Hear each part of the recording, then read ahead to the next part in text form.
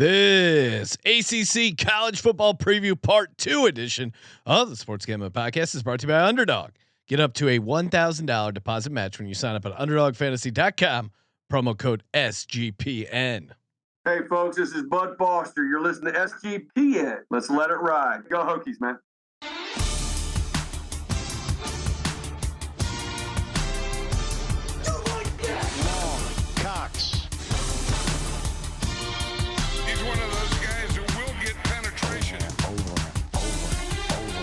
It's a baby fucking wheel, man. San Diego Superchargers. Now go home and get your fucking shine box.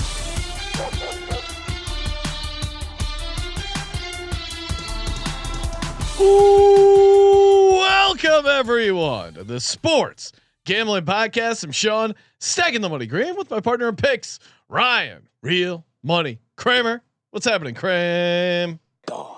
Hola, Sean.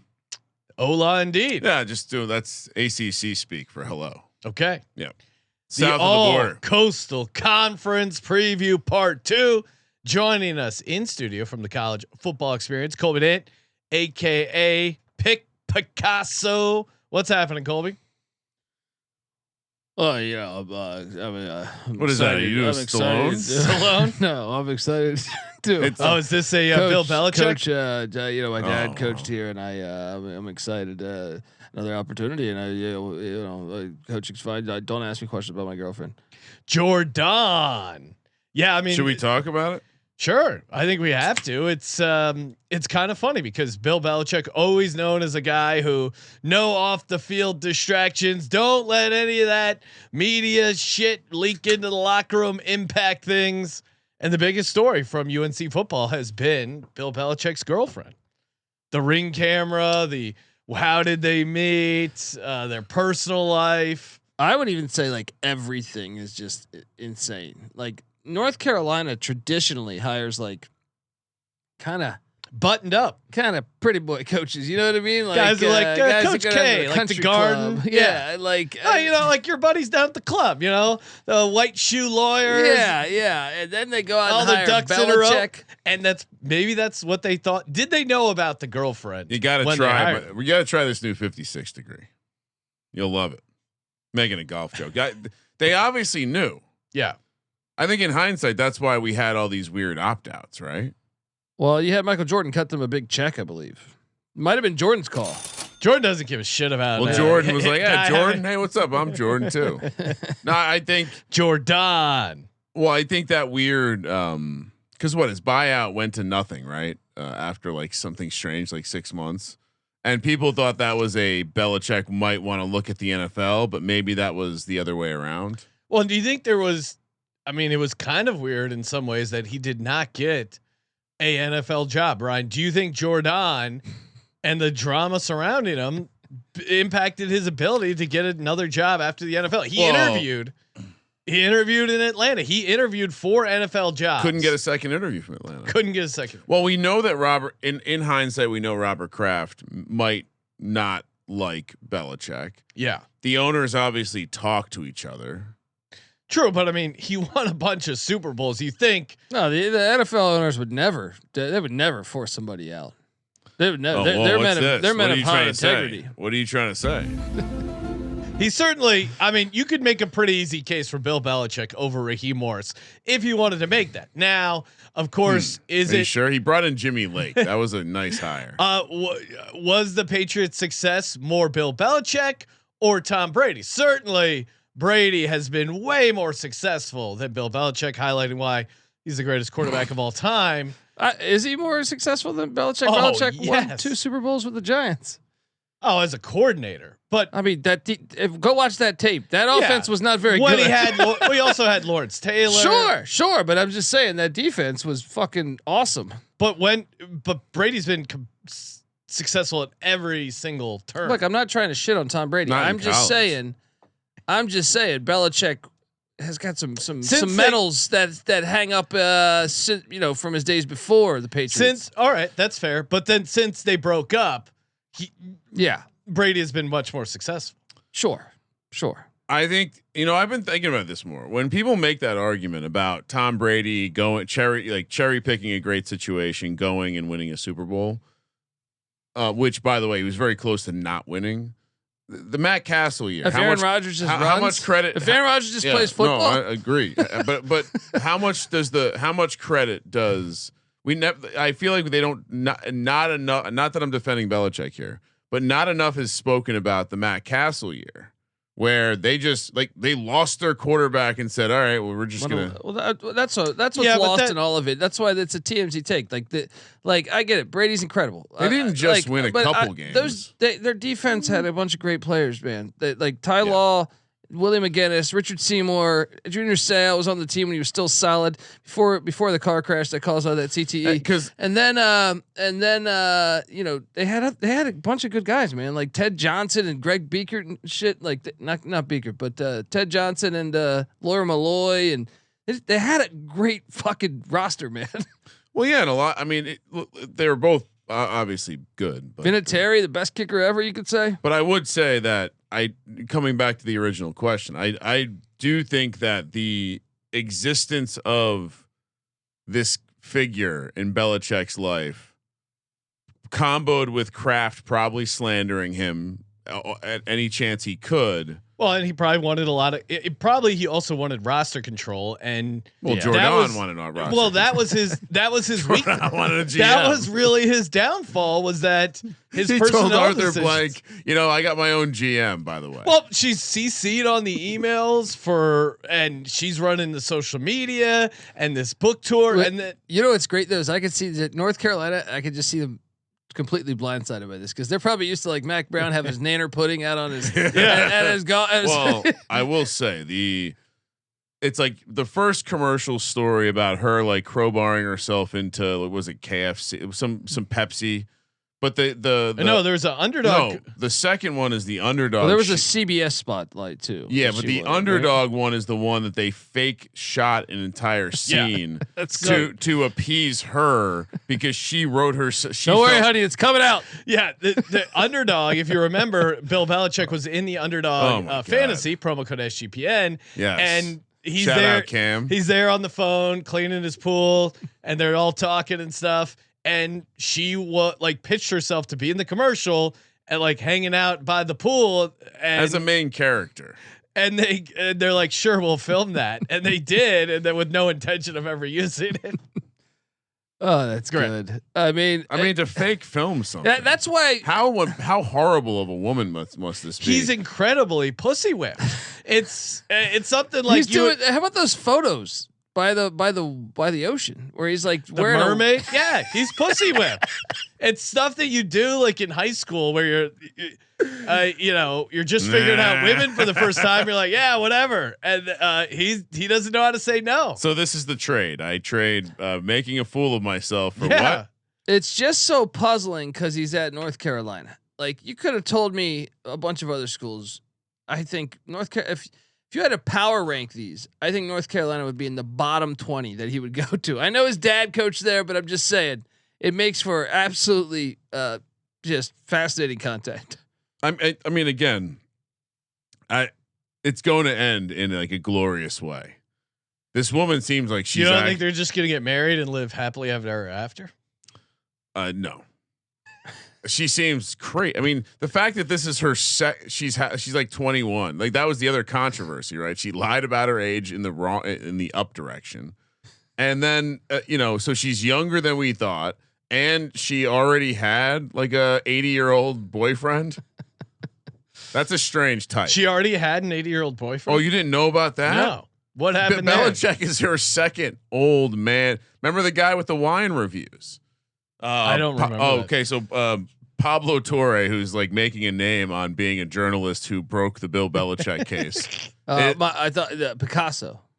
Yeah, well, but this guy's name's actually Torre. Picasso. Pablo Picasso. Picasso. So, and basically there was her previous boyfriend. Okay. Which maybe there's even more. I didn't do the research myself. Was a wine connoisseur who left thousands of reviews on one of those wine websites, and they were quite thorough. So old man loves wine, cultured.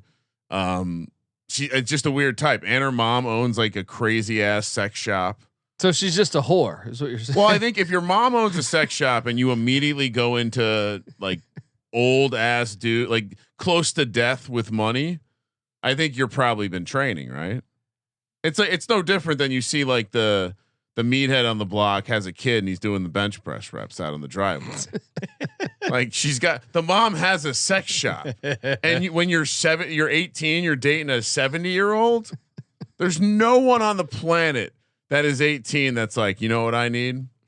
I need just give me some old man. Give me some old man. No, that doesn't happen. So, but shout out to Belichick.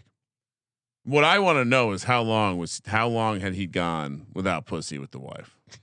Is that what happened here? He was must have been a real drought for the Belichick. But yeah, that's the craziest part about the story is that it's now come out that she was certainly involved when all the way back to the Patriots.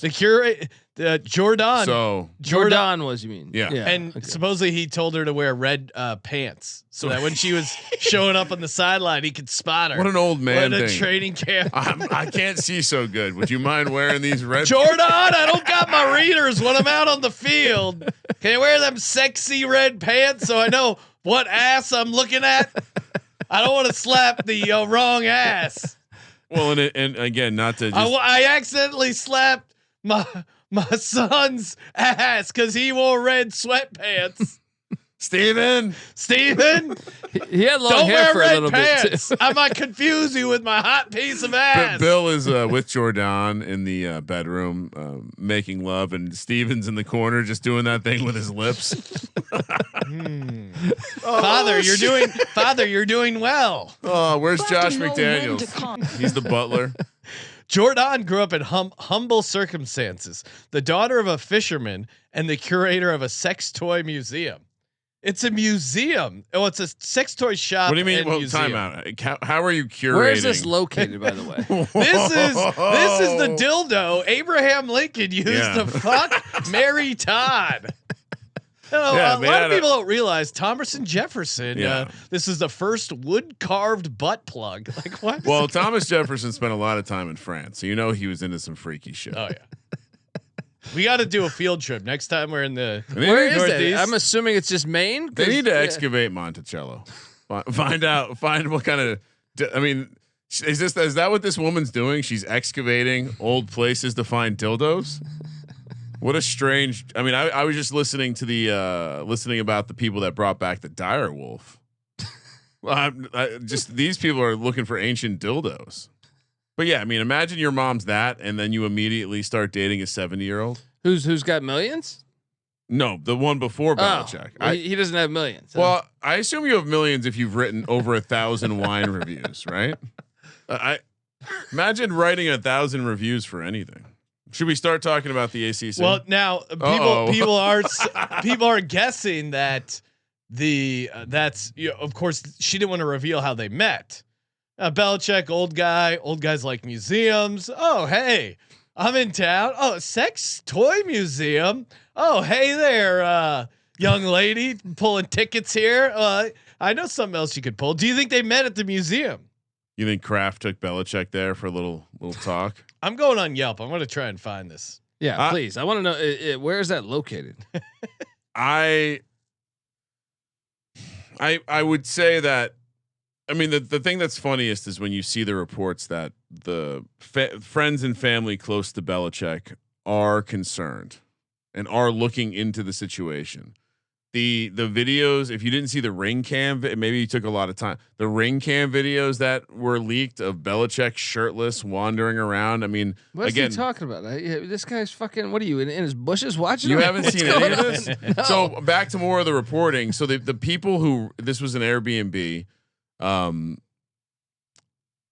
there was a concern by the owners that this young lady and this old man was some sort of like drug dealer, like he was a coke dealer or something. They thought Belichick was a coke dealer, and this was his young lady. The whole thing seems odd. And now, and the last piece of it is the way that, and this you probably did see, is the university has gotten very defensive.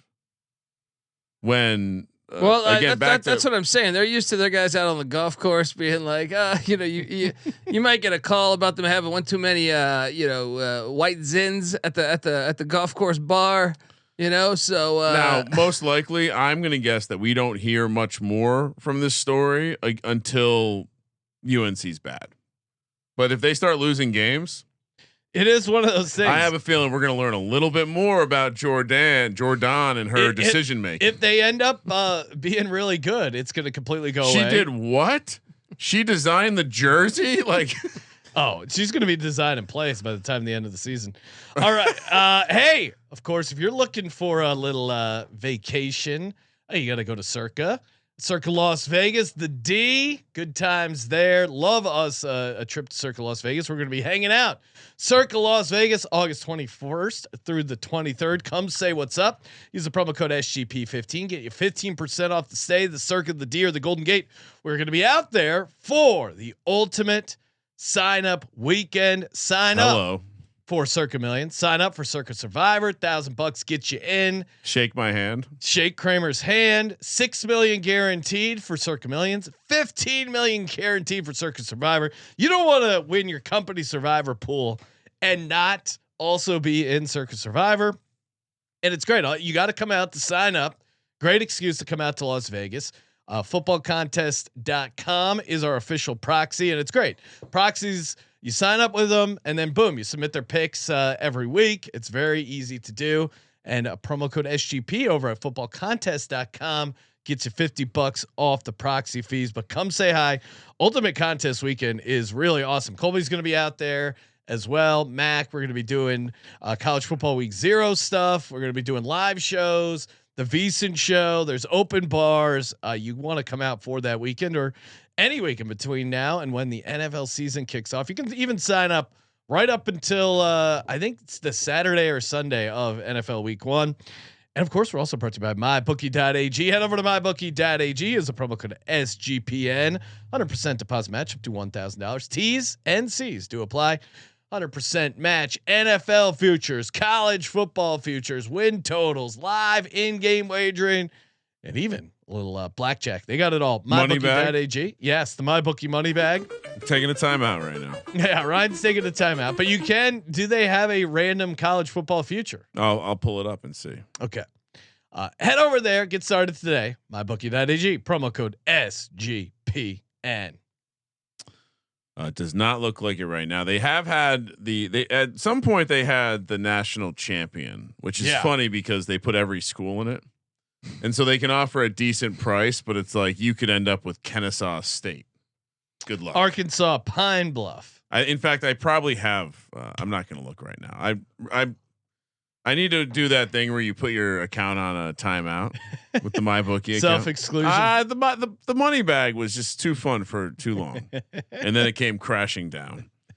All right, we are back at it in the, as Sean said, All Coast Conference. When will this coast goes both ways? When will this stop, Colby? When will they just break all these silly conferences up? And I probably never. 15, 20 years. I don't know. I mean, it's hard. Like college, like it's changed so much in 3 years. So, I mean, these big conferences they're not going to work. They'll figure this out eventually. Let's start with Chapel Bill, North Carolina, UNC coming off a 6-6 year. A little disappointing, I'd say. 7.5 is the win total this year. Some optimism, although the juice is being messed with. Plus 152 to the slide over. There? Do we have a slide? Oh man, we have a slide? YouTube.com/sportsgambling podcast to subscribe. A lot of zeros. Get all the slides. I forgot we have to show off how bad this half of the conference is. None of these futures are. What's the 100 to 1? SMU is 10th. Yeah. You laugh, but Virginia Tech has some of the shortest odds we're going to talk about today. SMU's 100 to 1. Yeah, that's crazy. SMU's 100 to 1. Tech's 500 to 1. Pitt's 700 to 1, and everyone else is 1,000 to 1. UNC 1,000 to 1. Yeah. So we move along. And as Colby mentioned, we have slides. I do appreciate this version of the UNC. Don't we logo. just put $10 on UNC just in case? I'll tell you this, man. Just not in for the case. Natty. You do it for the ACC championship or to make the CFP. So yeah, they're yeah. Just in case, because Plus you know who their quarterback is, right? Have you driven a Gio Lopez lately? Oh yes, yes. I've Transferred in from South Alabama. Plus 152 to get over that 7.5. Minus 188 to go under. 45-1 to win. We have different numbers, but 41-1. I'll say 45-1 to win the ACC playoff. 15-1 or 14-1. 100-1 to make or 1,000-1 to win the national championship. All right, so we discussed the leadership room of North Carolina a little bit. This is terrifying. How can you talked about why Belichick probably less than Brady. Yeah. Which, who's more important, the quarterback or the coach? It's hard to not argue the quarterback, but I think the coach is important. But this could, first of all, if he wasn't able to build his program immediately, which he wasn't great at drafting at the NFL level. So I don't know if he's going to be the greatest recruiter. He brought in Mike Lombardi, who loved Lombardi, former co-host, a lot of hot air, which by the way, the hot air machine turned off the last couple months. Everyone got lay low orders. And I at some point you're going to be optimistic about the idea of an NFL program at the college levels. Yep. But the first year it feels like switching from a 3-4 to a 4-3 or something. You're just not going to have everything going and operating at a high level right away. And I don't care how good you were at the NFL level. You're not going to you're going to learn stuff about how to operate in college that will be different, and you won't know that year one. I think that's the most interesting intrigue. Like more times than not, the NFL coaches when they come into college are terrible. Yeah, they don't Pete Carroll's about the only one that I could think of that actually came in. Al Groh came from the Jets to the Virginia, didn't work out. Chan Gailey went from the Cowboys to Georgia Tech. Lovie Smith went from the Bears to Illinois. Bill Callahan from the Raiders to Nebraska. But I would also say Wanstead. But I mean, more recently in the ACC and in part one that we talked about, Bill O'Brien. But he had such a big college background that I actually feel like he spent 15 years there. I would also say, isn't the fact that you're paying these players and stuff like that, and the dynamics of college football have kind of changed? True, but I also think the game is still they're still kids. And I think there's still an element of development. Like you're in the pros, you're favoring organizational leadership. In the college level, you're talking more about like player leadership, player development. And I don't know if you bring in the right type of staff. I would also say why this makes it so intriguing is his dad was a college football coach his whole life. Yeah. So he might know more than all those names I just rattled off. I'm sure he knows a lot. He's Bill Belichick. Well, I'm just saying he might know it better than all those guys. To me, probably weren't as plugged into college when they jumped down. I would also say, just looking, and their schedule, I think is pretty favorable for a first year head coach. Amazing. It's a lot like Cal's, or Syracuse. We said Syracuse last year. To me. Cal, North Carolina, and another one we'll get to later this episode. They miss everyone. That's what they get Clemson at home. But besides that, no SMU. It is a very favorable schedule to get to the ACC championship. It's just the unknown of all this. It's a lot like Dion when Dion went to Colorado. Short road trips against North Carolina teams. You do have a couple interesting spots. And he's got both his sons on the staff too.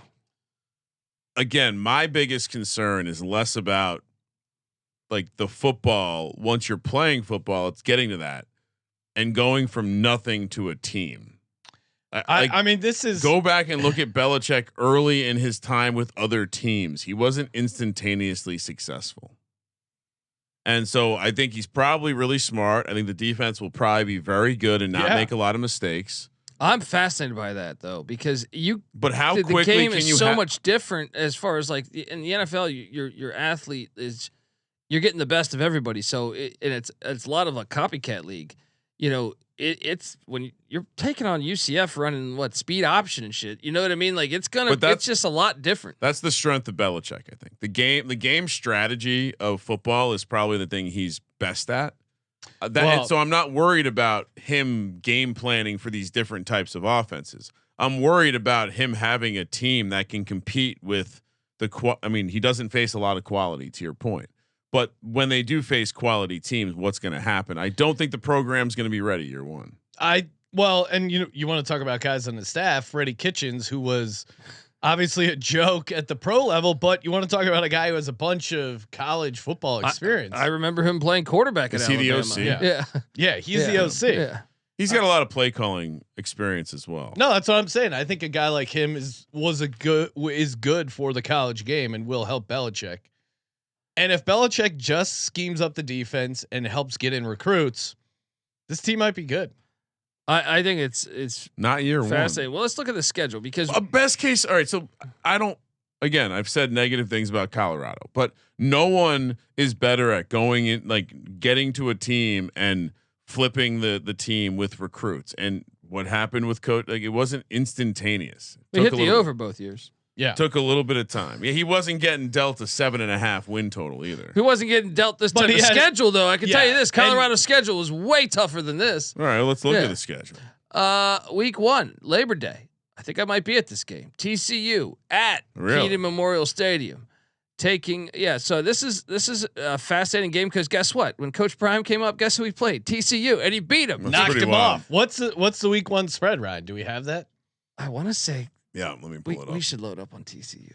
I just feel like we should load up on TCU. I have TCU's laying only 2.5. I'm kind of in on UNC. Really? The situation. Yeah, I right am away. too, but I actually think this is This might be the best team they play all year. Clemson and TCU is probably the top. At Syracuse will be tough. It's a tough spot, and so is that Cal. Those are tough Those are tough places. No, but I'm saying play. the best roster. I'm saying I think TCU's roster is probably the second best roster on the schedule. Okay, so after TCU, at the Clit, he's like, hey Jordan, you want to go to the Clit? Yeah, she's gonna love that. And let me tell you, this place is called Jerry Richardson Stadium. Guys all right? will get be careful. You might not come back with Jordan. Don't meet him. Look, they brought in Tim Albin, a brand new head coach who just won the MAC at Ohio. Kind of a fast. I'll tell you this: if North Carolina struggles, that game could be a little dicey. Then you get Richmond week 3. Good FCS. Oh, great! But, excellent FCS. Keep a great program. Yeah, and then you head to the Moonbounce to take on Scott road Frost. Trip. Well, and let's think about this, right? Jordan's a woman about business. What else is she going to be doing while they're down there? Could he be distracted? Yeah, she might want to go hit the music. She's a kid. She wants to go hit the park. Take me to Disney. Bill's gonna be tired. Chapel Bill, give me some cotton candy money. He's gonna be tired. Go have those mouse ears. Go win me the big teddy, daddy. Hey, Chapel Bill, don't let her get eaten by an alligator. It's happened down there. He's got to get rid of this girl, right? Like he can. It's costing him way more. What if he starts winning and then like hotter girls come up to him and it's just like he just stays 20 years old. I got him 3-1 in the non-con. Okay. I got no idea the UCF game. 1-3. I've never seen Chapel Bill against a speed option. I got no idea. This is one of the harder ones. Those 2 road games, they're gonna fucking lose those 2 road games. No, you're crazy. Belichick's not getting out. He's not losing to the Charlotte 49ers. Come on. That's fucking insane. Maybe the San Francisco 49ers, but not the Charlotte 49ers, right? All right. Then we have the bye week. Again, with this weird bye week, Clemson bye. The Clemson spread. They're going to get worked by Clemson. The Clemson spread's 2 touchdowns.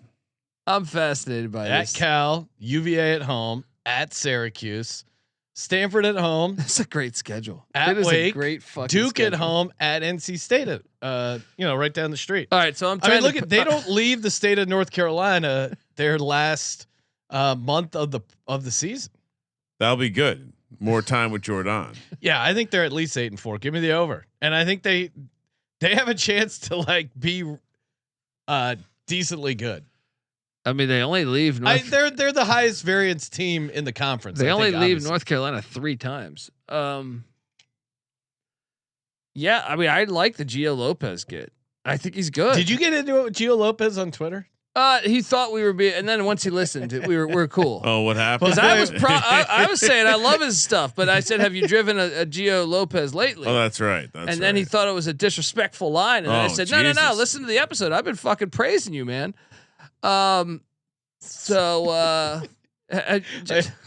He spells it GIO, right? Yeah. Okay. No, he's good. He was fun. He was fun at South Alabama. Yeah. And Gio Lopez and a Freddie Kitchens offense. You want to fade these guys and defensive? I don't know if I get excited about Gio Lopez and a Freddie Kitchens offense, but Sean, you doesn't sound as good. We started this whole thing with you talking about how Belichick was washed. It was all Tom Brady. I didn't say that. I said you kind of did. It was more to get Colby fired up. Honestly, I see. I think Belichick is a good head coach. The truth He's really is, old and he's pussy whipped. You think he's grinding film? He's wearing mermaid costumes, Sean. That is true. They could make a run. That schedule's brilliant. You guys are. That is fools. a brilliant schedule. I'm not taking the over though. I'm taking the under 2. There's 2. What? What? I just said that schedule's brilliant. But I don't have any confidence. No. I have no idea what to expect. When Dion's first season, his win total was 3.5. Yeah. All right. Yeah, This is exactly. 7.5. It is a lot easier. And of a Dion schedule. had multiple years coaching at Division I, at least. And to me, like, there's just too much unknown. There's 3 games where we know rosters are better than them, right? To me, TCU, Duke, and Clemson, right? I believe those rosters are actually more talented than Carolina's. Everyone else's is just Carolina might have the 4th most talented roster of this whole fucking schedule. So it's possible, but I'm on the over. 7 and 5. Colby and Ryan are on the 7-5. under. Unbelievable. 30 minutes in, we've only talked about UNC. Belichick's a big topic. It is hard I don't not know if you've been paying attention this offseason. He's been in his bushes watching him. Yeah. I have not. Other people have been. Oh, I didn't even. You get your Chapel Bill shirt? I gotta send some to the studio. Send me one. I'll wear a Chapel Bill. That is Jordan really monetizing. All right, NC State, the Wolf Pack, nice looking wolf there. Oh, Colby. wait, wrong one. Here you go. There you go, the Pussy Pack. Oh wow, is that that's after the pussy? It gets you again with that's Bill after Jordan. I didn't take my heart medicine. Damn it, woman. 6.5. I'm googly eyed. Is the win total coming off a 6-6 season? Plus 112 to the over, minus 140 to the under. 37-1 to win the conference, 16-1 to make the playoff, and 1,000-1 to win the Natty. So the Pussy Pack, the days of the Pussy Pack being a team filled with optimism before the year because they have talent, seems like it's behind us. Colby? Well, their defense, they've had great defenses under Dave Doran, but the DC is now Marshall's head coach. So I'm a bit concerned. He went and hired DJ Elliott from the Eagles staff, but he was at Colorado in the late 2017, 18. I was not a huge fan personally. Okay. That's important. But I will say this: they found something late in the season last year with the freshman quarterback CJ Bailey, so that's exciting. Hollywood Smothers is also a pretty good running back. I definitely think they'll be a bowl team, like just because there's enough talent on this roster, but. Guys, they open up the season with a team they ended the season with a loss. Remember that when they got in a big brawl? Yep. This Pussy Pack thought they could hang with the Pirates there in Annapolis. Let me pull up this schedule. And we had to teach them a lesson. I am an East Carolina fan. You think that ruins their entire season? Well, let's just say it's a rivalry game. And last time they suspended the rivalry for about 15 years because we stormed their field and took down their goalpost. So when we win in that filthy Carter Finley Stadium, savages. Which one's worse, that or beating Virginia Tech after the massacre? That was pretty bad. I mean, no respect. No respect. You want to run through the schedule here for the Pussy Pack? Yeah, schedule is favorable for them. Yeah, this North Carolina NC State team, they just feel Yeah, literally the pack because they're always middle of the pack. Like, it's hard to have a strong take on them, hot or cold. They haven't won. They haven't even played for the ACC championship since the 70s. How's that possible? Wake Forest has been like the 3 ACC championships. Yeah, even you just have to remind yourself every year, even if there's reason to be optimistic, they'll find a way. ECU, UVA at. Correct me if I'm wrong. 2002, last time they won double-digit games. Colby, Phillip Rivers. Yeah. This is an incredibly unorthodox way to start your schedule, right? Yeah, you're going right to the fire. right to the into fire. Your conference schedule. ECU 3 rivals. Actually, I mean, you could even argue. And Virginia's a non-con game, by the way. Oh, that that one's not because they added a new conference. Right, this is because the ACC thought that they should do more games. So they said they encouraged to drop the group of 5 games and try to. I mean, why not just have an extra conference game? I don't know. You would think that'd be smart to do, but so you're playing someone in your conference, but it's not a conference game. And it's not a conference game. Kramer, what are they doing in this college football? What the hell's going on here? On you one need hand, a commissioner. You need a strong hand. Sean, on one hand, to organize your dumb bullshit. At least they're playing a Power 5. Yeah, that is true. They are boosting their schedule, but it's very confusing when you're watching 2 conference foes play each other. You're like, don't worry, that won't count for the conference title. Like we talked about it the other day. With Arizona and Kansas State, but I understand that one because they scheduled this thing a couple years ahead ago. of time. Yeah. And then they this was after the this fact. one is ridiculous. So you have ECU followed by UVA and as a non-con, and then back-to-back road games against rivals at Wake, at Duke, and then Virginia Tech. Oh, now they're good. When they're playing North Carolina. What about the Campbell Show? They're playing North Carolina State. Yeah. I just think you don't generally start your season smashing against all these conference opponents. Well, not only that, like all majority rivals or border battles, as Patty C says. Then a week off at taking on Campbell, and then you go to at Notre Dame, South Bend, and then a bye, and then at Pitt. Where it's late October, those Yellow Jackets. That's a physical back-to-back right there. The Pitt, Georgia. Notre Dame and then Pitt and Georgia Tech. That they're going to get beat up in that little stretch there. And then you go another bye week and at Miami, Florida State, and then they have had Carolina's number lately under Doran. They have had Carolina's number. But this is Chapel Bill era. Yeah, you don't got Bill Belichick. Yeah, they're going to win this year. His number? Your daughter might. Hold on. Your daughter might. Are we sure he's going to be the coach then? Yes. Okay. I'm on the under. Yeah, I got him 6. They're just under 6-6. They're perpetually underwhelming.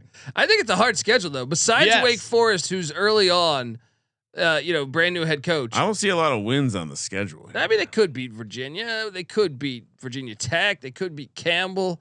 I just don't build me 7 wins right there. If they win all their home games. So ECU, which is very hard. UVA, non-con. Virginia Tech, Campbell, that's 4. Georgia Tech though, 5. Florida State and UNC. No, they're gonna drop. This is fucking NC State. Under. You went out of your way to make that graphic. We have to take the under. Next up, we have Pitt, which what the black book still says? Fade Narduzzi. This is a classic Pitt logo. Excellent work, Colby. 6.5 wins this year. Feels about right for this squad, as they're coming off a 7-5 season. 2 years removed from that outlier 3-9 year. Plus 104 to the over, minus 128 to the under, 39-1 to win the conference, 18-1 to make the playoff, and one of the few teams we'll talk about today, sub 1,000 to win the Natty, 700-1. Always have a great home edge when the weather gets cold.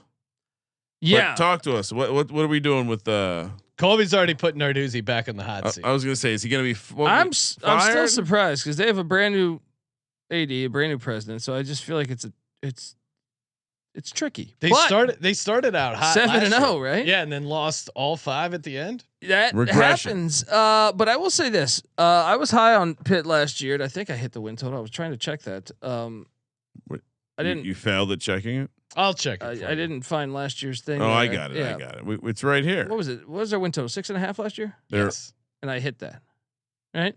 Last year was 5.5. Yeah, and they won 7. We all went over. Well, part of the reason I liked it is because legendary Florida Gator quarterback Kerwin Bell, his son. So Kerwin Bell's the head coach of Western Carolina, and they're good. And his son was the OC, and he came over to Pitt, and he brought Desmond Reed, an FCS guy who was all ACC last year. That dude knows offense. They can fucking score. And I think another year in the offense for Eli Holstein, and I know they brought in Cole Gonzalez, the former Western Carolina quarterback as well. I think this team's gonna be able to score some points. And one thing I do know about Narduzzi, he's terrible in game. He's like Mario Cristobal. Yeah, in game adjustments, but he can coach fucking defensive players. Well, what happened last time? He had a good offense. They won the ACC fired championship. that fucking guy.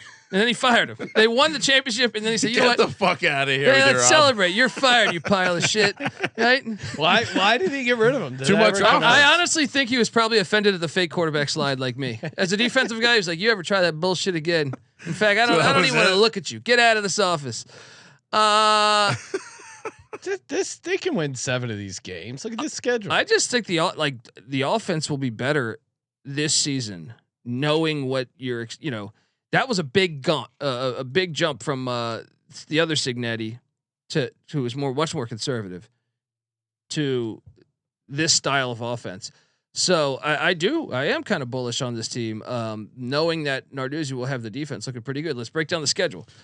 Well, they're playing the alma mater of Man in the Box. Yeah, love CJ Sullivan, the Duquesne Dukes. Love the regionality. I saw CJ posted. Never mind. So Central Michigan Chippewas, which one of our directional Michigan teams? Fire up Chips. That was me. That was you. I know I'm Western Michigan. Yeah, at West Virginia, the backyard brawl. Which Colby, should this open the season? Is that the right time to play it? Or should it? It should end the season on Black Friday. Okay. Yeah. They've screwed that up. Then we have a bye week. So going into the bye, what's the record? I think 3-0, but it could be in Morgantown. You never know. You're getting hit with fucking batteries. I feel like we gave West Virginia this win. I don't think I did. I think I said it's anyone's game. Okay. Yeah. Okay. Because it's you're asking Rich Rod to get the guys right away. What do you think the spread is for that Pitt West Virginia game? Pitt minus 1.5. Yeah, nailed it. Yeah? Pitt minus 1.5. All right, then you have Louisville, Boston College at home, and then a back-to-back road spot at Florida State at Syracuse. Tricky. NC State at home, and then third road game in 3 weeks, traveling to the West Coast. Why do I just see them? That's like the classic tricky. Narduzzi game. They're going to lose 2 of those road games. You're probably right. Yeah. Then you have a bye, and then Notre Dame at Georgia Tech, Miami. That's here's brutal the thing. Stretch. But here's the thing about Pitt. But you get Miami at home and Notre Dame at home. Yeah, they get Miami at home on November 29th. Yeah, that's a win. Yeah. Pitt always will fuck with good schools. So like Louisville or Notre Dame, or like in this instance, Miami, one of those teams is going to lose to Pitt. Pitt bangs on the line of scrimmage, dude. I'm on the over. It's tricky because you go through that and it is a rather Clemson. Yeah, no Clemson. No Virginia Tech. Is that I think you want Virginia Tech on the schedule this year. No SMU. Yeah, I mean, no Clemson, no UVA. SMU. You're in a good spot right there. Their defense is always good, and you get 2 first-year head coaches in the non-con in September. Yeah, in Central Michigan's and West Virginia's. I will say this too: they play Notre Dame after Notre Dame has to play Navy. Oh, that's a good time to get your play. knees chopped up, and you're coming off a bye. Yeah. Yeah, that's like they're going to finish with 2 wins there, and they'll drop the Georgia Tech. It's not crazy. The plus 3,900 to win the ACC, because if they get there, all right. What we feel good about the quarterback? He's an Alabama transfer, but I mean he has moments. But I feel better that he's in year 2 of that offense, and also the fact they brought in the Western Carolina starting quarterback as the backup. I started this with fade Narduzzi, and we're taking the over. I'm on the over. No, Narduzzi you can fade in certain spots. Like they'll lose the Stanford game. Yeah, like as a road favorite. That's when you fade Narduzzi. Yeah. He's been great to his win total. I feel like he'll kick a field goal at the 1 down 7 with a minute left against Stanford. Well, yeah. Whenever you have a chance to cut a 1-score game to a 1-score game, you got to do it. That was my favorite. What was your logic on that, Coach? I thought we could have got the ball back, but you only had 2 timeouts and there was a minute left. I thought we could have got the ball back. So you kicked the field goal from the 2-yard line. Maniac. All right, let's move along to one of the favorites in the conference. Really mailed this one in, Colby. SMU. That's just such a good logo. I don't like fucking. Is this the only team we'll talk about this season that once was given the death penalty and then came back to life? Back from the dead? I think so. They pulled a Damar Hamlin before Damar Hamlin even existed. 11-1 last year, 8-0 in conference. 8.5's the win total this year. -115 to the over, -105 to the under. 850 to win the conference, +360 to make the playoff. -500 to miss it. 100 to 1 to win the national championship. All right, so is this team going to continue to be good, or was that just a 1-year pop? They spend money. They got George Bush 8-0 in conference play, plus 128 yards per game. Like they dominated the conference. 12 returning starters. I'm a little worried about the defense though, including their quarterback Jennings. Yeah, and they were a weird team. Like they got off to kind of a slowish start. This is last year's schedule. Yeah. Just should have lost to Duke. Should have lost to Nevada. Almost lost to Reno. Lost to BYU. Didn't exactly have the toughest schedule. Yeah, they hooked them up last year, but you pay for that. They said we don't need any money, just give us a good schedule. Welcome party, definitely. So yeah, I mean, they also struck me when we were watching the end of the season as a team where it was like, okay, this is a team we're gonna probably have to fade next year. But they do get RJ Maryland healthy though. That guy might be the first tight end drafted in the son of Russell Maryland from the Dallas Cowboys. Well, but they also push the win total they push it down quite a bit to where, we don't need them to win 11 or 10 games. It's 9-3 gets it done. Can they be a 9-3 team in the conference? How about the non-con though? Can we talk about the non-con for a second? Hey, Texas A&M Commerce shows up. East Texas A&M now. Okay, that'll be 1-0. I'll lay the 54. Then Baylor. That's a tough game. Old Southwest Conference rivals. Then guess who's new to the FBS this year, guys? Missouri State. And guess what they get? They get a team that made the playoffs come into their fucking house, and their head coach married into Bobby Petrino's family. Good nugget. Yeah. That's by marriage related to Bobby Petrino. Yes. And then at TCU, do you guys remember what happened last year? They ran it up on fucking TCU, and Sonny Dykes got kicked out of the game. I tend to think TCU is going to get them there. So the question is can they beat Baylor, and can they beat Missouri State? Which you would think, yeah, it's an FCS school, but I will say this. What do you think that spread will be? You're telling me the students aren't going to be fucking going crazy knowing they're hosting a team that made the playoffs a year ago? And they're new to the FBS. Yeah. But I'm going to say 3-1. Maybe, I don't know about the Baylor game. 3-1 in the non-con. All right. The Baylor's one tricky. Yeah, it could be 2-2, right? Yeah, it could be 2-2. Drop that Missouri State game looking ahead to TCU. Why would you schedule it like that? I don't understand these teams. They can control everything about their schedule, and they still do this. Then the bye week. Then you have Cuse, Stanford, 2 probably easy wins there. Oh. Then at Clemson, at Wake, another back-to-back road spot. Come home to Miami. It's good to have Wake on the second end of a back-to-back. At Boston College. Yeah, then at Boston College in November. Cold, bye week, and then Louisville, and then a West Coast trip against Cal. You can only lose 9 games. We have. You can only lose 3 games. No, you can't. I mean, to hit the over, you mean? Yeah. Yeah. And we have 2 potential losses in the first 4. Yeah, under. I think 8-4, but it's close to me. It's close. They won't beat Clemson. I'm on the under, but I'm not locking it up. There's other stuff I like in this kind. That Baylor game is so huge. If they lose that Baylor game, I feel pretty good that you're going to cash the under. They beat Baylor, then it gets a little dicey. Okay.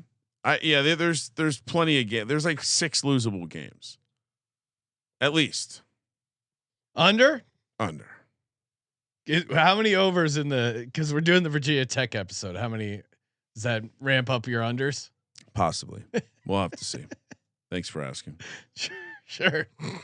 Stanford, the tree, aka Cardinal, who, by the way, if you haven't seen Andrew Luck helping out at practice, He's back from Europe. What a good guy. What a good guy. Their win total this year is a comically low 3.5, plus 126 on the over, minus 154 to the over or to the under. This number almost doesn't seem real, but they're 300-1 to win the conference. Well, 80-1 to make the playoff, which that price is wild. Somebody was, and then 1,000-1 to win the national championship. Somebody I remember locking up Stanford last year over 3.5 wins. They didn't get there. No, they got 3 wins last year. No. 3 wins the year before. There's a trend. Are they a 3-win team? Well, their whole team left in like April, so it's hard to. So all right, Colby, why did so Andrew Luck comes in and he was hired in November to be their general manager. He then quote observes the program and collects information. Yeah. And then Troy Taylor, apparently they got him on a technicality. Who knows what's right? I don't know. Maybe he did offend these chicks. Maybe I know a lot of people went to bat for Troy Taylor though. That said like, nah, he wouldn't do that. I don't know what went on, but I know this. Normally when you hire a GM, well, we got the audio of what he said. I'm wet, and it was taken out of context, I think. But I tend to think like once that happened, they fired him in April, and a lot of the roster. You can't fire a college left. football coach in April. A lot of and then there's this NCAA thing where like once you if a coach gets fired, you have 30 days. You have 30 days to leave the team. And their team did. I think two offensive linemen are now starting at Oklahoma. But they're starting tight end and a defender, I think, at BYU. So, but you would know that doing this could be catastrophic. But he might figure we're gonna be ass anyway. I watched the spring game maybe, and then he's like, "But might as well get it over with." Yeah. What happened though? Really? They said inappropriate comments, but Troy Taylor wrote back saying like he didn't do any of this shit, and then a bunch of other coaches went to bat for him saying like, "I don't." Then what do you think it was? Because like, it's a strange like Northwestern all over again. Sabotage your program. I don't know. I mean, maybe he wasn't likable. Maybe they don't like each other. I don't know. Maybe he called Andrew Luck a pussy for retiring. Said, for a weird granola boy, why don't you go on another hike? All right. I can tell you this though. I'm a skeptic on 3 wins here. 3.5 wins. Wait, you're telling me they said, you know what, Andrew Luck fires the coach and then says, you know what, let's start the season in Hawaii and a bye week after. And he calls Frank Wright and says, how would you like to come out and coach the boys in Hawaii on the island at the Ching Complex Center? Bring your membership. They're going to lose that game. Is that they got their stadium? Hawaii is going to be good this year. Is Hawaii Stadium going to be done? No, still not. Still done. the They're complex. never making it. Still not done. It's a Ponzi. Jesus Christ, the Rock. Break down to the is fire. the Rock and Oprah behind this one too? Fuck. Dude. They're going to lose. I think Hawaii's going to be pretty good this year. Okay, that would. Just I think we thought that last year too. Yeah, but true. I think this is the year. Then This is the year. So for their second non-con off the bye, they decide to. So they play week 0. Loss. They then go on bye for week 1 because who Loss. wants to play week 1? Yeah. And then they go to BYU. That's Jesus. a loss. Then Boston College at home, That game's interesting, but I'll take BC. at UVA Loss. and San Jose State. San Jose Loss. State new coach. No, Niumatalolo year 2. no, yeah, they're in trouble. First off, Stanford. San Jose State beat them last year, and San Jose State, I'll give them 1 win. I there. think, is the top contender to Boise in the Mountain West. 1 or 2 wins there, right? I got them winless. 1. They don't beat Boston College. I mean, maybe that's the one. I think You know they're going to beat some of these teams coming east or coming west. Yeah. All right, one win. Then off the second bye, so they've had 2 by week 5. They've had 2 bye weeks. That's actually good though. That's good for a new head coach. Sure. Frank Reich coming from the pros. Where he had a ton of success down the backstretch of his career. No, but it's college. It's easier to. He's coach. probably like, hey Andrew, can we bring in an old washed up vet? Any interest in playing quarterback at Carson Wentz is a couple of years eligible. at SMU off the bye. loss. Then you have homecoming against Florida State. Who knows if Norvell gets fired by there? You know, but I think Florida State wins at Miami. I do like that's the only time Colby perked up was Florida State at home. At Miami. No, I told you the Pitt win. That's my win. Stanford not going to fill up the. Do you think Miami's going to be Miami fans or Stanford fans for that one? Stanford does travel well. Do you remember that story when Christian McCaffrey was coming out and he's like, it's actually quite peaceful because I can ride my bike from the game back to my apartment without being bothered. I'll never understand that. Like they have this program has won a lot of games. Yeah, they've had really good players come through it. Really good seasons. Yeah, some of the best seasons. Yeah. Pitt Panthers at North Carolina, and then a third bye week. 3 bye weeks, and then they play Watch Cal them get Notre Dame and Notre Dame. They always kind of play Notre Dame tough, but I'm on the under. I honestly, there's no Wake Forest here, so they're only getting 3 East Coast teams. Dude, they coming could go to 0-12. They better get Hawaii or BC. 2 teams from the East Coast time zone, 1 from Central. I got them beat. Pitt. Sorry, they're gonna upset Pitt. Yeah, 3 Eastern, 1 Central. So that's 4 wins potentially. No, they can't get 4. Not on that schedule. No. Not on that schedule. I mean, so Cal beats them. Yes. What Pitt. game are they You're favored in? Do you have a line on the Hawaii game? I don't think they're. We have weeks here. I'll take the under, but I like the idea of no one believing in Stanford and trying to wrap my head around it. But to Kramer's point, their real advantage is playing these East Coast teams at home, and they only have a few of those spots. Stanford's had a couple advantages over the last couple decades. One, they generally have, no matter how good or bad they are, they have big fucking bodies. Yeah.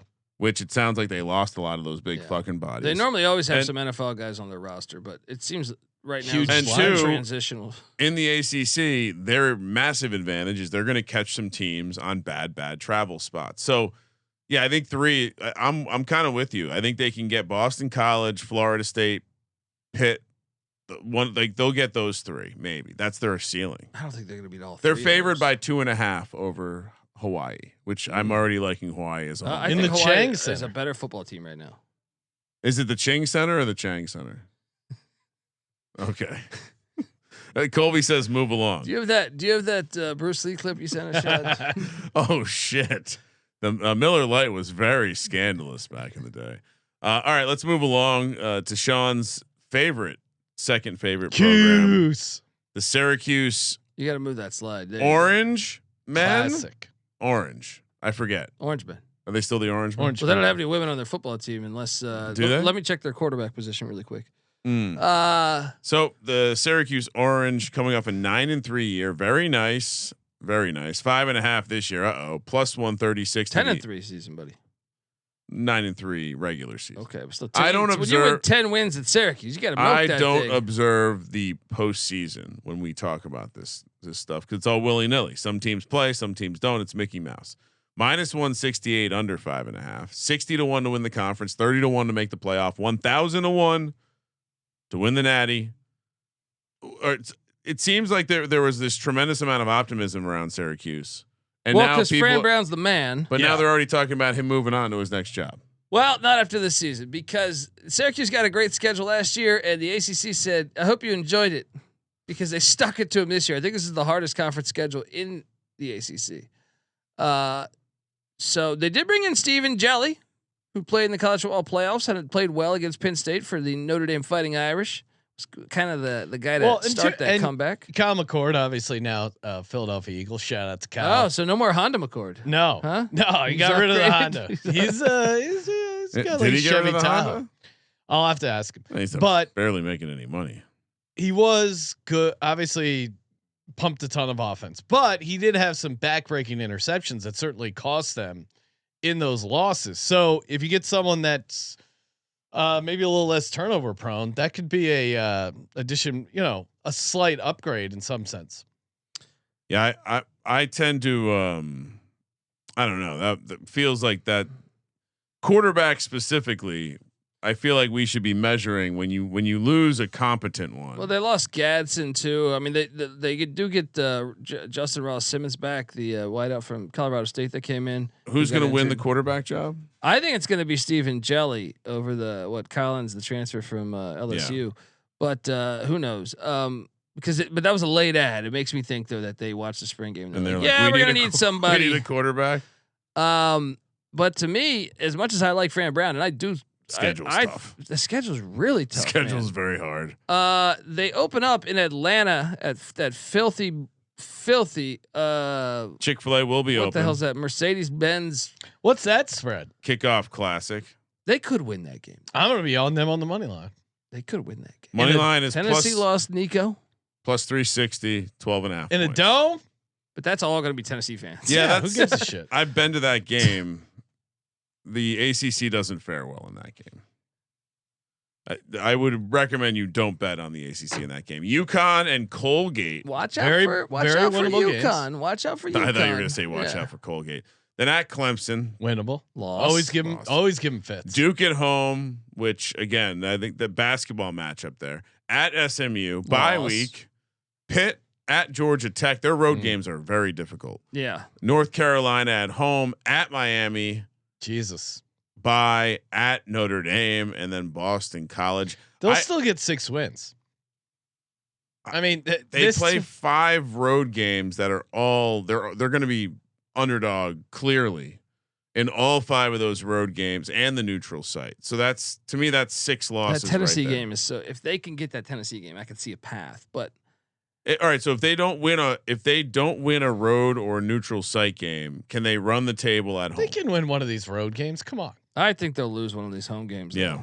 Like you're telling me UConn, Duke, Pitt, Carolina. No, I would say BC. Duke, Pitt, or North Carolina will get them. I think UConn could too. Dude. They are going to easily go over 5.5 wins. Really? Yeah. Okay, I'll take the under. Colby's on the under with me. 5-7. Yeah. Great call, Colby. They could be 6-6 if they get that Tennessee game, but 5-7. More Kramer, likely. you love unders, then you'll love Underdog Fantasy. That's right. Head over to Underdog Fantasy. Kramer and I drafting best ball mania teams all summer long, and why not? You got a chance to win $2 million the first, $1 million the second, $25 entry fee, and you get $1,000 in bonus cash when you go to UnderdogFantasy.com. Promo code SGPN. It's a bonus match. Load up on that first deposit and get in on the action. They got college football pick'em, college football season long, higher lowers. So many ways to win over on Underdog Fantasy, and best ball is the only way to play fantasy football. Don't bother with the bullshit season long drafts. You got to manage leagues and claim waivers and trades. How many leagues are you in this year? 0. Zero. Drafting is the best part, and Underdog's got it. UnderdogFantasy.com. Promo code SGPN. And we're also brought to you by Rhythm, home of the power trends. That's right. Right now you can get in MLB, WNBA, college football right around the corner. The models will be popping up the data. Not only can you build your own models, you can just copy Rhythm's models if you don't feel like building your own.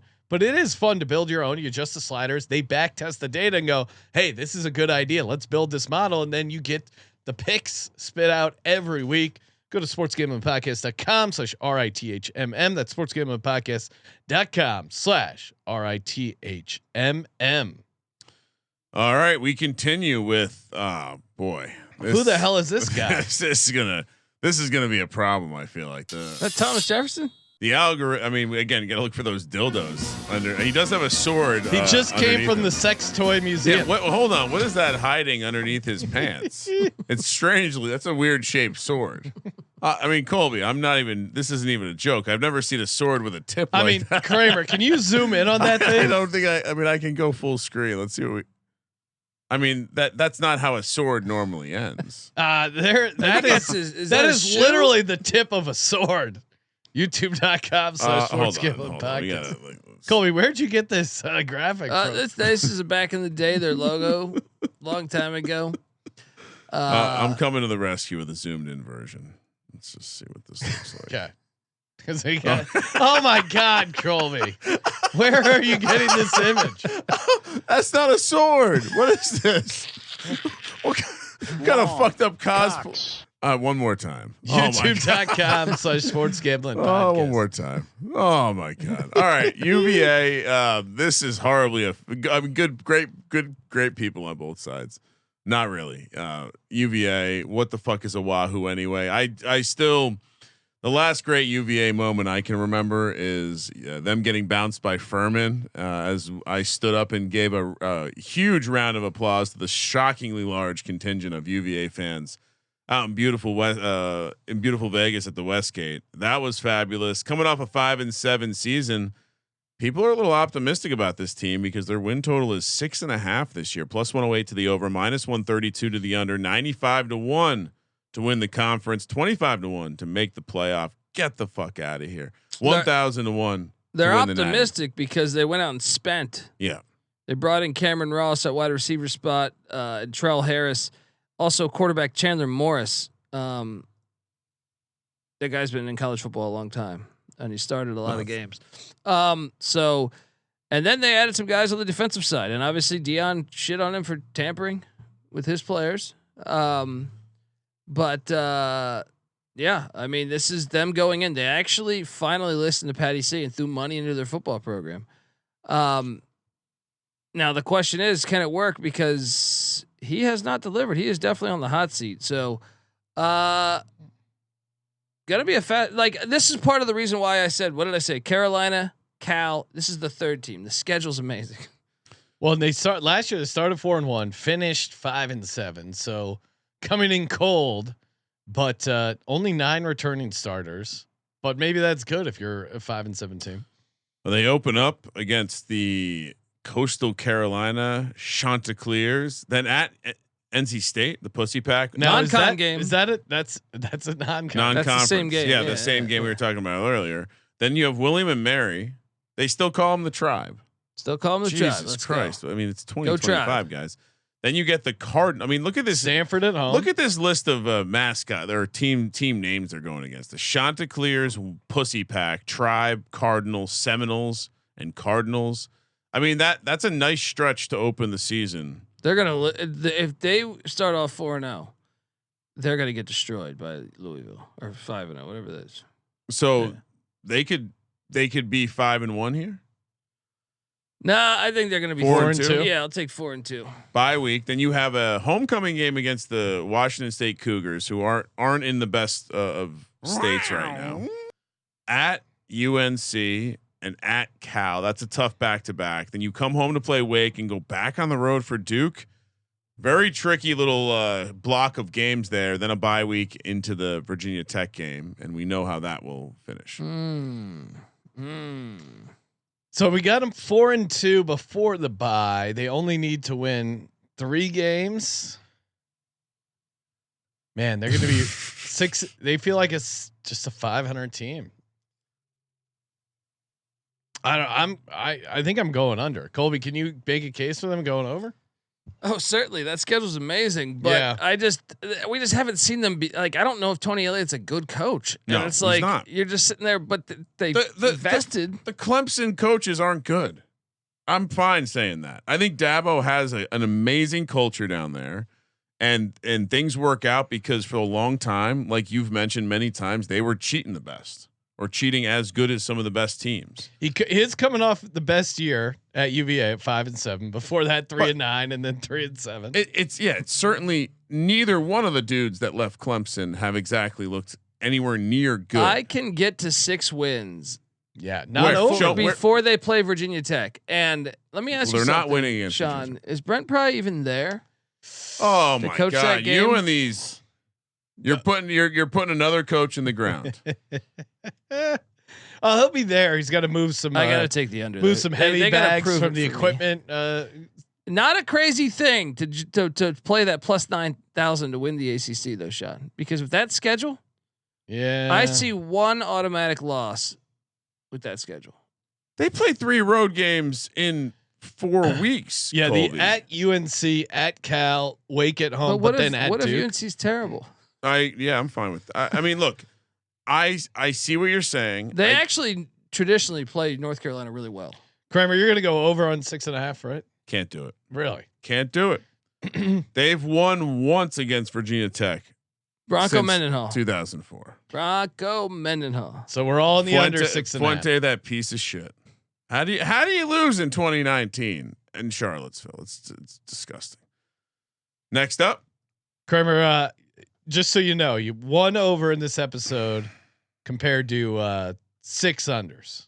I mean, there are a ton. We joked about how many teams are 1,000-1. to win the national championship in this group. It's not the hottest take to not think they're very good.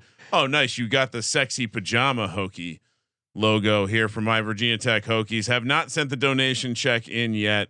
Coming off back-to-back 6 and 6 years. 6.5 is the win total this year. Plus 110 to the over, minus 134 to the under, 34-1 to win the conference. Funny how the win total for is that for UVA and Virginia Tech are the same, but the conference price is so different.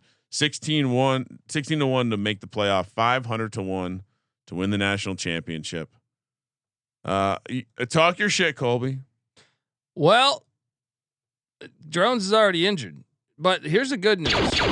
I thought Pop Watson looked pretty good last year. Yeah, he did. So if Drones is injured, though, you don't want to hear that your quote unquote Heisman candidate, Sean, is already candidate? dinged up. But I did like what they did in the portal. I think Terrion Stewart from Bowling Green's a nice get. I also like Donovan Green, the wideout from Wake Forest. The main question to me is not the roster. No, it's the coach. It is. From my experience watching Brent Pry teams, they seem very poorly prepared, over penalized, and that is normally a sign of a bad coach. That's what has me weary. I personally Pop Watson also has a soft tissue injury, by the way. I mean, it's not been a great spring. I like betting on guys named Pop, but at the same time, reason to be concerned about Drones is the injury. The minor procedure was due to soreness, and so there's some speculation it could have something to do with a throwing ligament or throwing arm.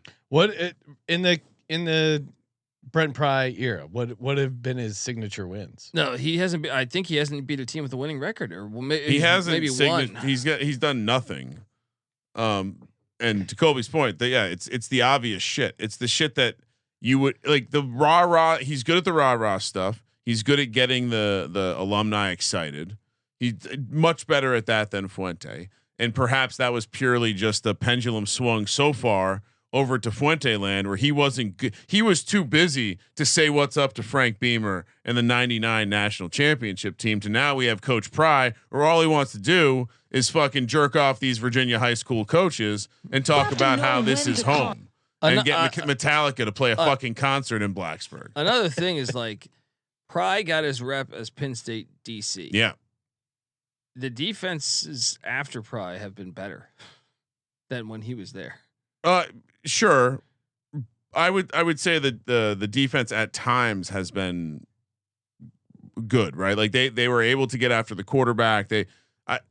I don't necessarily hold the defensive system against him. No, I'm just saying though, is like, was he worthy of the head coaching position? Because every DC there is fire. Yeah, but like I said, they desperately wanted someone that wasn't Justin Fuente, who had no connection to the alumni, to the fan base. And so the fan base very much wanted someone like this. The recruiting pipeline, hey, connected to the school. As opposed to this. Oh wow. Virginia I mean, when we talked to Bud Foster, he even talked about this. That Virginia Tech was good for one reason. Because they won Virginia. And Virginia has plenty of talent. And sure, you're not going to win Virginia anymore, but the idea that you're going to come in like the Justin Fuente idea was let's go recruit Texas and Florida and these places where you're going to even do a worse job. And so, but there was an article saying the administration was against him from the start. Against who? Fuente. I mean, also, fire Babcock. Who know at this point it's both sports. It's multiple people. And it seems like everyone says the same thing about this guy, which is he doesn't know what the fuck he's doing. And so that's why he's not getting my check this year. But as far as the schedule, they do welcome Little Beamer into the Atlanta, Georgia. Why can't this be on campus? So they do two of these now, huh? Well, I this is fine. Do a home and home. I agree. Come on. I agree. But at least you're playing someone. I'd much rather have these games. Well, and you're going to get pissed on week 2. That's nice. But Colby, I'd rather if we're going to do neutral site bowl games, I'd rather them be week 0, week 1, where we get all these great matchups. I just think both stadiums are the epitome of why we watch college football. I agree, but think about it. bowl games too suck because Chick-fil-A your team might open, be you might be out on your team. It's 6-6. No, I agree with your assessment, but I'm just saying, like, when I think of Enter Sandman, when I think of Williams Bryce down there in Columbia, like two of the best college football environments that you sell your if your TV execs own college football, apparently, you want to sell your product. Why people should watch? You are purposely removing that and putting it in a fucking corporate stadium, and it won't pop the same. I mean, they literally jerk off to the idea of Enter Sandman now. It is odd that you wouldn't want that extra game there. Then you have Vanderbilt at home. Sean, the train is coming. Revenge is Sean, I wonder how many people have played Enter Sandman while they got pissed on. Revenge is a dish best served cold. Old Dominion. Watch out now. ODU, the Monarchs. Another wedding ruined. Tell me you're going to a wedding on Revenge is the best. Both of these are like late afternoon games too, so watch out. They will be rowdy. Then you got the WAF Fighting Terriers from There's a Wofford. Mike Young homage game. Watch out for Sean Watson's bunch. Is Mike Young fired by this point? At NC State. Pussy pack. That's a winnable road game. Yeah. Wake Forest coming to town. Another winnable game. I think you definitely Colby, win that one. you forgot to mention the schedule, please. Schedule is good for Virginia They Tech. could very easily be 5-1. They could also be fucking fuck 2-4 at Georgia Tech. What are we talking about here? At that tiny little puny Bobby Dodd Vanderbilt Stadium. whooped your ass last year. Georgia Tech with their old car guy driving around like an idiot. Bye week. Wait, hold on. You got the tell me what your record is at that bye week. Realistically, yes, 6-1, 5-2, 6-1, 4-3. But I'd say 5-2. I think they're 0-2. How's morale going to be when Old Dominion comes in? When all those guys weren't recruited by Virginia Tech? What's prize buyout? Ryan, would you chip into a prize buyout right now? No, I will not. Okay. Fire everyone. Wait. Fire everyone. He was asking if you're going to donate money to get him fired. No. Fire everyone. What is his buyout? Fire the AD first. I do not know what the prize buyout is.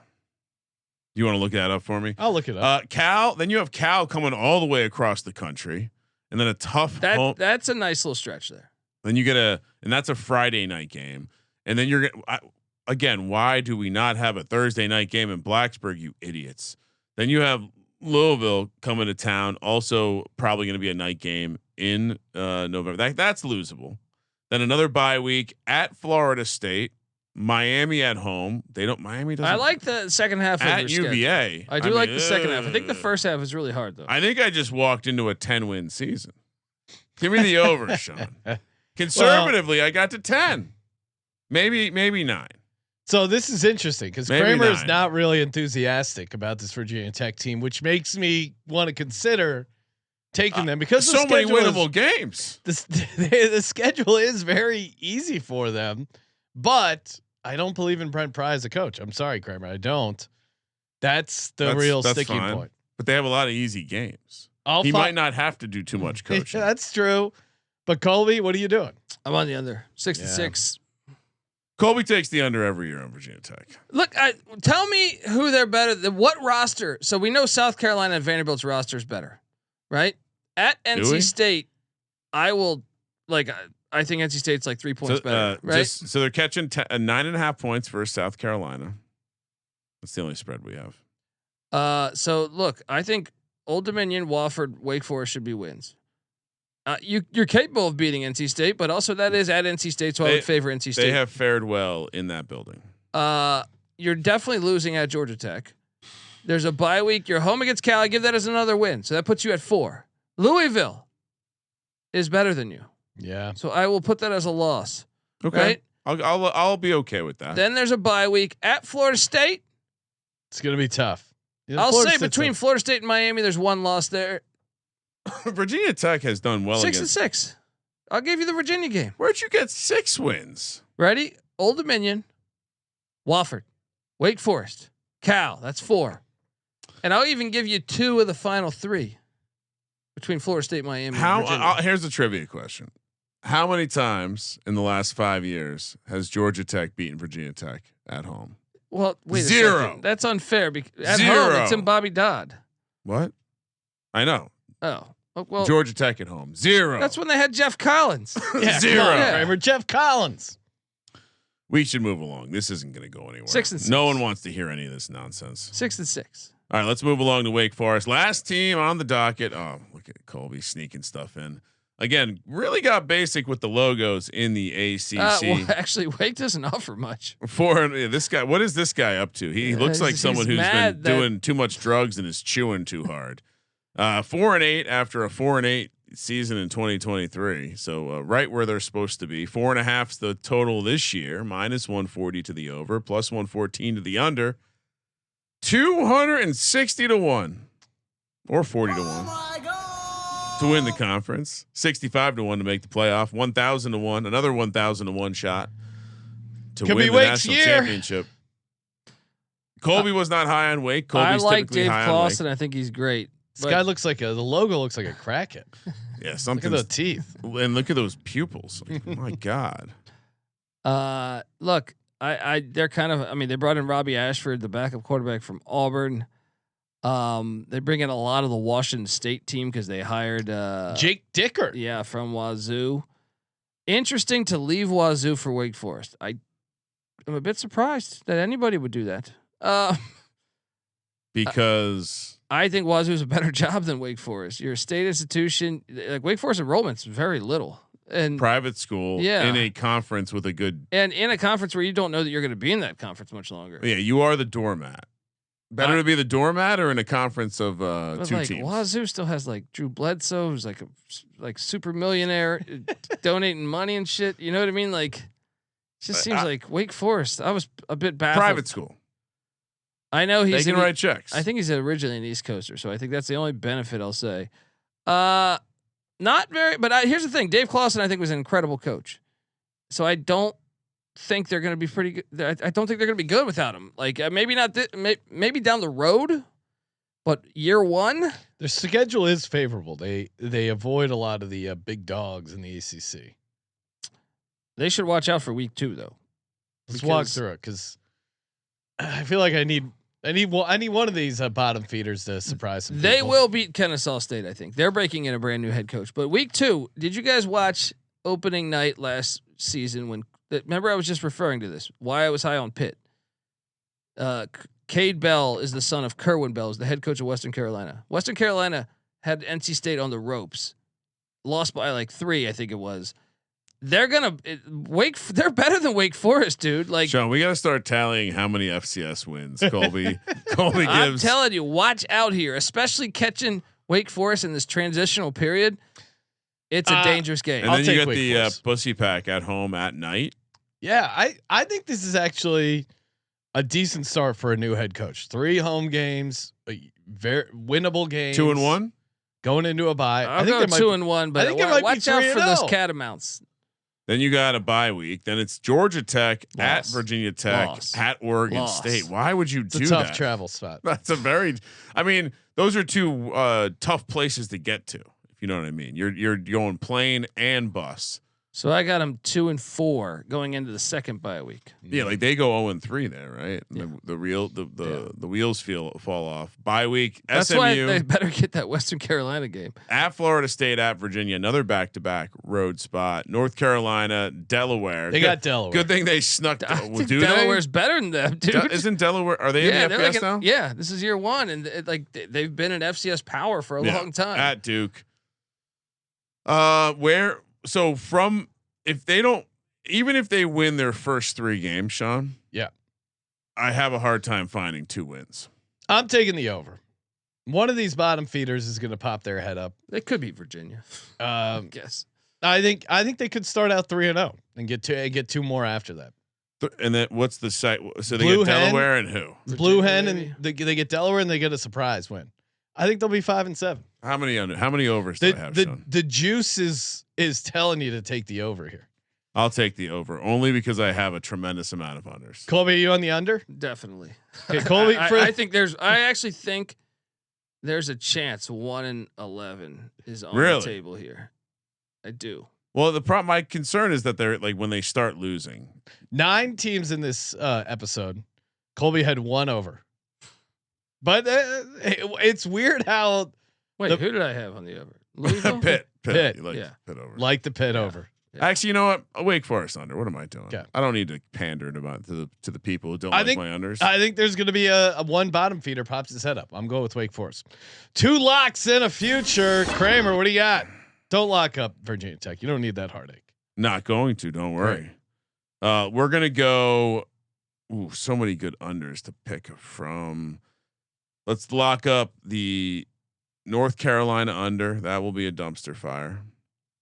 And let's lock up the Pittsburgh over. Pittsburgh over 6.5. UNC under 7.5. And what is your future, Ryan? You know, let's I think Colby mentioned this. Should we sprinkle the Pitt conference play? Ooh, I like it. Pitt ACC 39-1. What's the appropriate number of ACC conference champions you can bet on? It's not quite as fun as the Big 12. Well, Clemson is so yeah.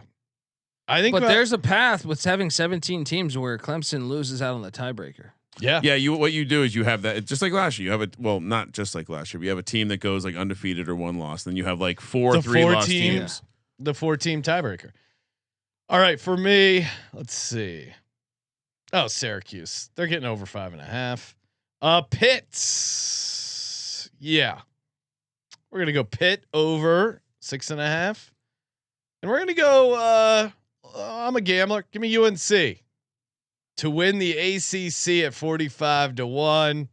Championship pedigree. Jordan and Bill get it. They get to the big The dance. schedule's nice. Schedule's nice. We should take a shot on it. Colby, what are you doing? 2 locks in the future. Stanford under 3.5. That's easy money. Okay. I dare you to play UVA. I'm gonna play Pitt over. No, I was thinking about Wake under, but I'm gonna go Pitt over 6.5 as the second one. And for the future, this is where you're saying you dare me to take UVA, huh? No, I'm gonna stick to my Pitt play. Pitt. I do also like Pitt. I think that'd be fun to have a little bit of both. Pitt to win the ACC 39-1. Thank you everyone for tuning in. As always, make sure you smash that subscribe button. Toss us a nice rating and review. That always helps. Apple Podcasts, 5 stars on Spotify. Appreciate you telling a friend. Get them in. The D-Gen only army. You know I'm a degenerate.